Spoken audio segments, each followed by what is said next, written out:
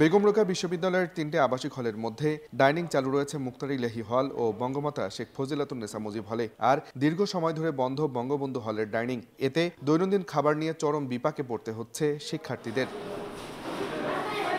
এদিকে শহীদ মুক্তার ইলাহী হল ও বঙ্গমাতা শেখ ফজিলাতুন্নেছা মুজিব হলের ডাইনিং দীর্ঘদিন বন্ধ থাকার পর নিজেদের তাগিদে চালুর উদ্যোগ নেন শিক্ষার্থীরা। তবে ভর্তুকি না থাকায় পুরো খরচ বহন করতে হচ্ছে শিক্ষার্থীদের। খাবারের মান খুবই খারাপ এবং খাবারের টাকাটা কিন্তু পরিমাণে বেশি নিচ্ছে। শিক্ষার্থীরা বাইরে গিয়ে খায়, এই যে তাদের সময় এবং অর্থ দুইটাই কিন্তু বেশি করে যাচ্ছে। হলে আসলে খাবারের মান আসলে খুবই খারাপ হচ্ছে এবং যার দরুন আমরা আসলে রান্না করে খাচ্ছি। বিশ্ববিদ্যালয় থেকে আমাদের যে একটা দাবি, ভর্তুকি যেন ব্যবস্থা করা হয় এবং খাবারের মানটা যেন ভালো হয়। উপাচার্য জানান, দীর্ঘদিন ছাত্রলীগের নিয়ন্ত্রণে থাকায় হলগুলো থেকে কোনো অর্থ জমা হয়নি বিশ্ববিদ্যালয়ের ফান্ডে। তবে দ্রুত সমস্যা সমাধানের ব্যবস্থা নেওয়ার আশ্বাস তার।